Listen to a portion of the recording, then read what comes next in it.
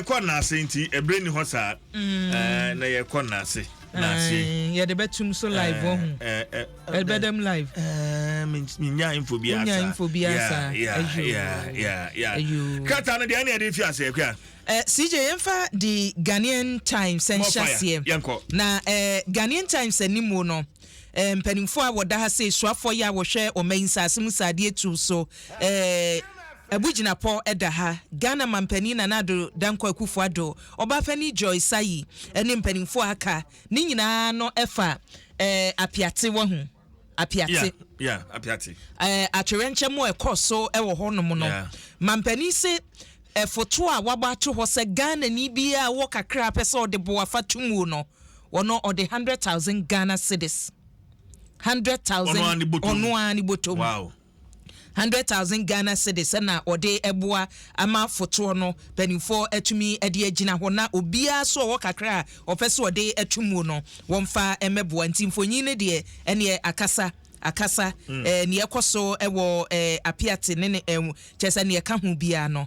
ene mampani ade mu ensem atudwa na abeto dwa se poultry farmers a won kokko wuye enam sa ba flu ye unity afie twa mu no yes ye de 14 million Ghana cedis compensation ye de be ma wono he akwesi hwan so because obeka ya hu stories do pa CJ brofo a ye twero no etoda stories ni bi wo hono man ka ma ye nkari potel say ne ye can be take effect because government to pay 14 million compensation to pay so to be say hono mo a enka na nka ye government paid yeah say sikano akosi we nsem because abada da no abere so sabe flu we bi unity wo Ghana ha sei akuafo a na wo se de compensation ne ma won wonim say kosi veterinary and ministry no mpanimfo bi so no wo mo se wo mu nika compensation a ye de ma won ya allocate is kano ya tire ye mfa ne wo discount ko topic up e wo ma akuafo no wo ho okay pa CJ, can you believe this? Okay, pa. Yeah. Way no. Government to pay no. Yemfa say be call the right source. Ekuafo no a wo ho akere wo no. Yemfa emma won. Na nipa mienu bi so nran ko okope beli yemfa ma won. Asem ni si wo Zuarungu. Na CJ abrawo sem prosi ni a yese won kobo ban. Na nipa bi benya kukudura kuma prosifo mienu. Kuma prosifo mienu asem no esigada. Na nra bogatanga high court.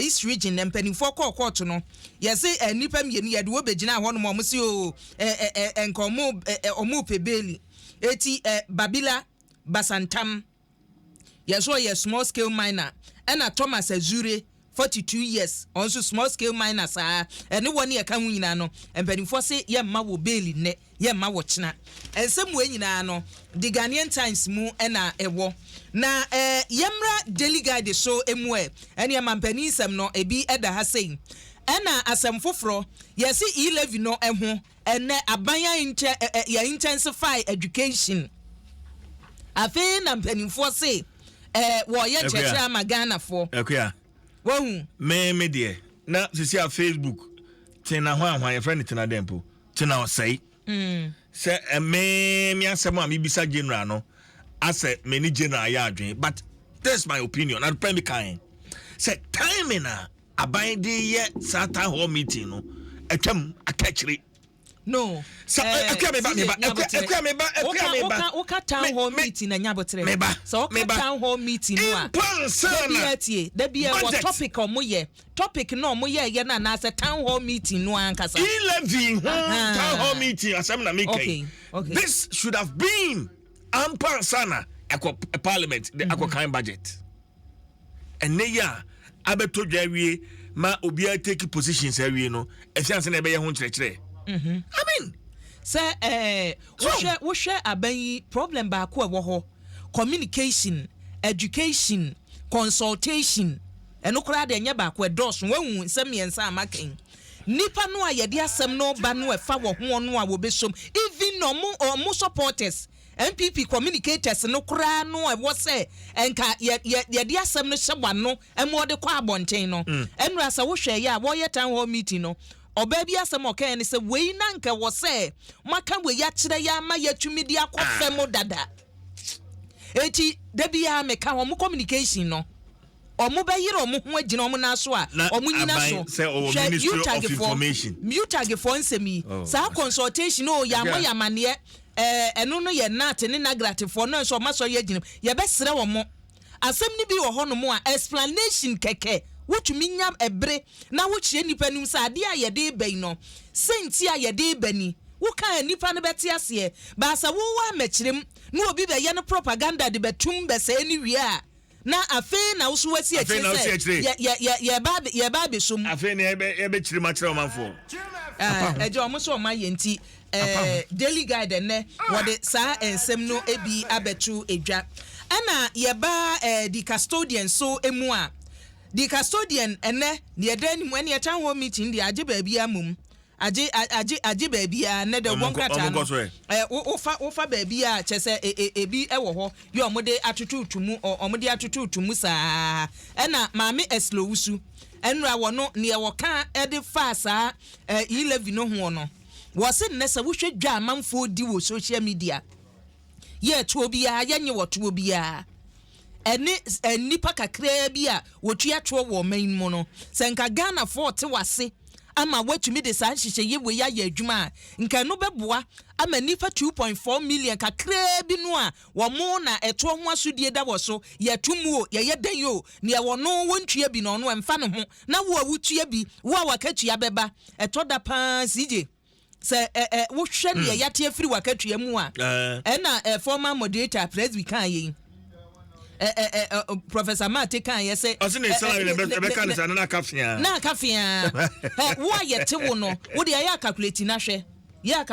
hwe katia niwa eti se dodo na bamu a eno ene ade a ebetumi aboa eti da ubonkrata ni enam ra hyebedwom akye amehene togbi fiti togbe jagbala yeso okoyi Oko Dubai kohwe no ho ya de haba enti yeso oko for medical review enti unse E-Levy no so no enti omo de betop no so etu he da ubonkrata ni bi omo so waso every E-Levy ni bio na wadwane ko kohwe na pom de okoye review ne braso ye wo so okoye review enti speaker woko CJ Mamendo asene fensi ayekwa adomonline.com Afcon Warriors die hard fan hospitalized after collapsing at stadium. Oh, Warriors ne mu there here. Afcon ya. Enu obi awum. Ono da ho no kwa adomonline Zimbabwe Warriors. Womo fan baako and collapse here other hospital yeah can say Adom Zimbabwe national team no you from Warriors say Black Stars no Mudinity Warriors of Zimbabwe okay Ghana ni anka say Black Stars supporter sir Internet Warriors akom ni nchire mu CJ dia wo sports no me no ho na ya de me ya de chen nahi stampede no na collapse what is What is Miloko? When you auntie and NHS me wom chen one che onti se Miloko. Adom online lifestyle story bi wa have. How good safe sex make the vagina healthy? Say sabi obani mema Adom online. Story si bebrebe. When put some medical boss and I'm yeah, we lifestyle story. I just want to trust our story. Yeah, I just want to try. How good safe sex make the vagina healthy? Wow. Safe sex. Open say sabi. Akosu don't put enya hoden na chekama. Safe sex. Adom online. Eda ho. Mama me time na men kenkan mu kakra. Na menje sports time na kakra na. Sex is safer. Money is safe. What makes sex safe? Me pacha headline. Adom first page 1. Adom first page 1. Now we education will be a oh, you me cry the time.